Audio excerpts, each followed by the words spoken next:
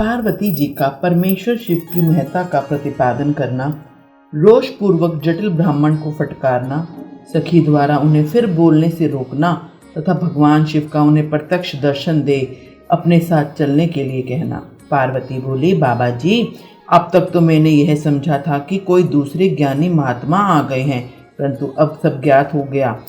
आपकी कलई खुल गई। आपसे क्या कहूँ, विशेषतः उस दशा में जब आप अवध्य ब्राह्मण हैं, ब्राह्मण देवता।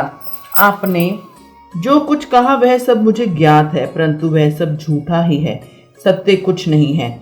आपने कहा था कि मैं शिव को जानता हूँ। यदि आपकी यह बात ठीक होती तो आप ऐसी युक्ति एवं बुद्धि के विरुद्ध बात नहीं बोलते। यह ठीक है कि कभी कभी महेश्वर अपनी लीला शक्ति से प्रेरित हो तथा कथित अद्भुत वेश धारण कर लिया करते हैं, परंतु वास्तव में वे साक्षात पर ब्रह्मा परमात्मा हैं।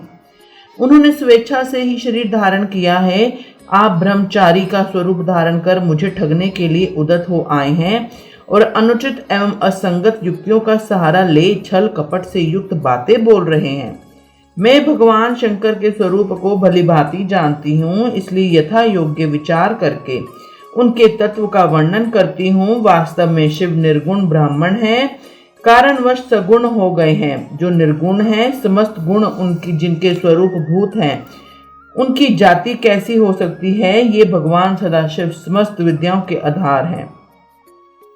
फिर उन संपूर्ण परमात्मा को किसी विद्या से क्या काम? पूर्व काल में कल्प के आरंभ में भगवान शंभु ने श्री विष्णु को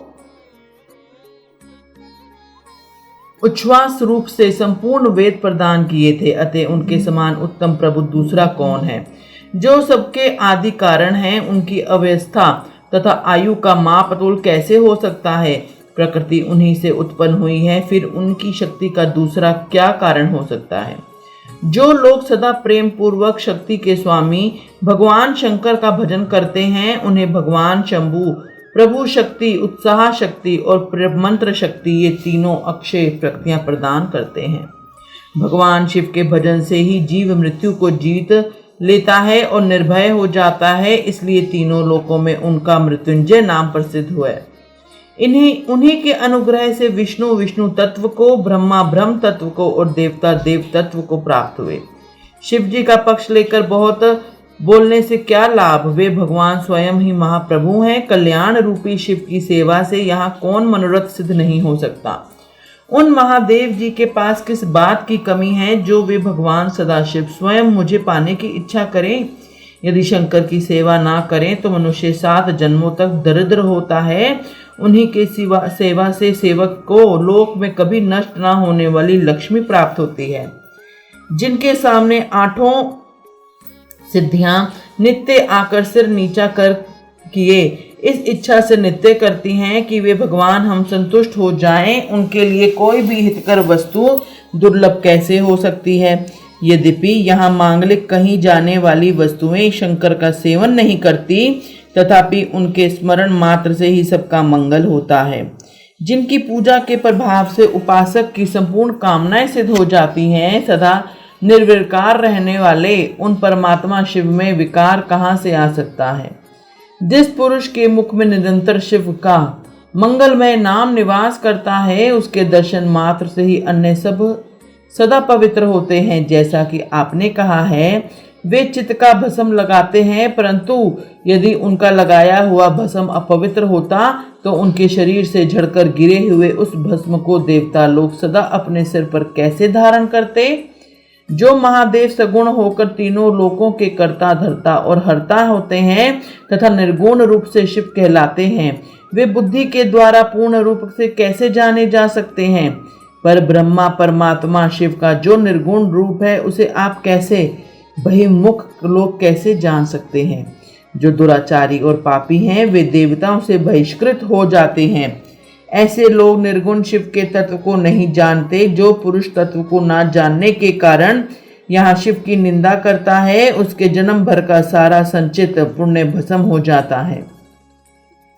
आपने जो यहाँ अमित तेजस्वी महादेवी जी की निंदा की है और मैंने जो आपकी पूजा की है, उससे मुझे पाप की भागनी होना पड़ेगा। शिवद्रोही को देखकर वस्त्र सहित स्नान करने चाहिए।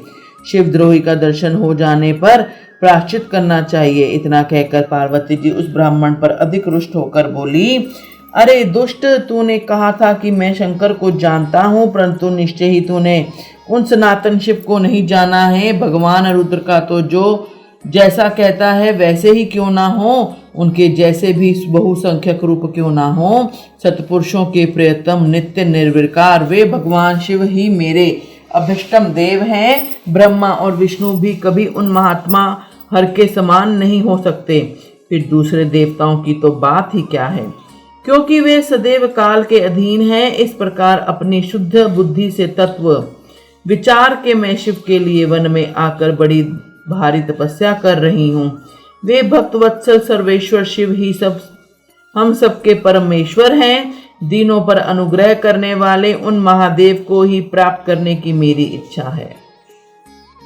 ब्रह्मा जी कहते हैं, नारद, ऐसा कहकर गिरजा नंदिनी गिरजा चुप हो गई और निर्विकार चित्त से भगवान शिव का ध्यान करने लगी। देवी की बात सुनकर वह ब्रह्मचारिणी ब्राह्मण जो ही कुछ फिर कहने के लिए उद्यत हुआ, त्यों ही शिव में आसक्ति रखने होने के कारण उनकी निंदा सुनने से विमुख हुई पार्वती अपनी शक्ति विद्या से शीघ्र बोली। पार्वती ने कहा, सखी, इस अधम ब्राह्मण को यत्न पूर्वक रोको। यह फिर कुछ कहना चाहता है, यह केवल शिव की निंदा ही करेगा।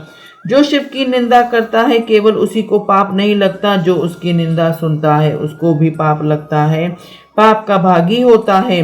भगवान शिव के उपासकों को चाहिए कि वे शिव की निंदा करने वाले को सर्वथा वध करे। यदि वह ब्राह्मण हो तो उसे अवश्य ही त्याग दें और स्वयं ही उस निंदा के स्थान से शीघ्र दूर चले जाएं।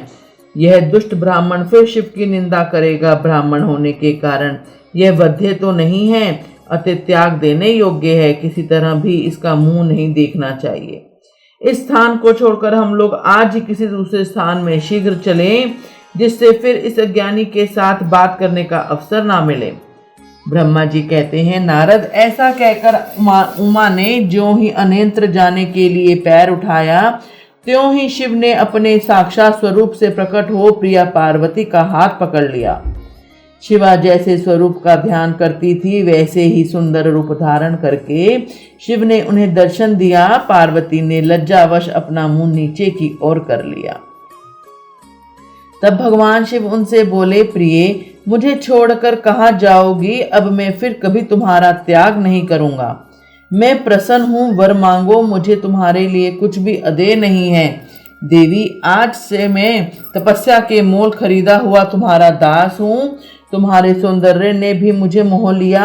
अब तुम्हारे बिना मुझे एक क्षण भी युग के समान जान पड़ता है। लज्जा छोड़ो, तुम तो मेरी सनातन पत्नी हो, गिरजा नंदिनी महेश्वरी। मैंने जो कुछ कहा उस पर श्रेष्ठ बुद्धि से विचार करो। सुस्थिर चित्त वाली पार्वती, मैंने नाना प्रकार से तुम्हारी बारंबार परीक्षा ली है। लोक लीला का अनुसरण करने वाले मुझ स्वजन के अपराध को क्षमा करो। शिवे, तीनों लोक में तुम्हारी जैसी अनुरागनी मुझे को दूसरी कोई नहीं दिखाई देती। मैं सर्वथा तुम्हारे अधीन हूँ, तुम्हारी इच्छा पूर्ण हूँ। प्रिय, मेरे पास आओ, तुम मेरी पत्नी हो और मैं तुम्हारा वर हूँ। तुम्हारे साथ मैं शीघ्र ही अपने निवास स्थान उत्तम पर्वत कैलाश को चलूंगा। ब्रह्मा जी कहते हैं, देवाधिदेव महादेव जी ने ऐसा कहने पर पार्वती आनंद मगन हो उठी। उनका तपस्या जनित पहले का सारा कष्ट मिट गया। मुनि श्रेष्ठ सती साध्वी पार्वती की सारी थकावट दूर हो गई, क्योंकि परिश्रम फल प्राप्त हो जाने पर प्राणी का पहले वाला सारा श्रम नष्ट हो जाता है। बोलो हर हर महादेव।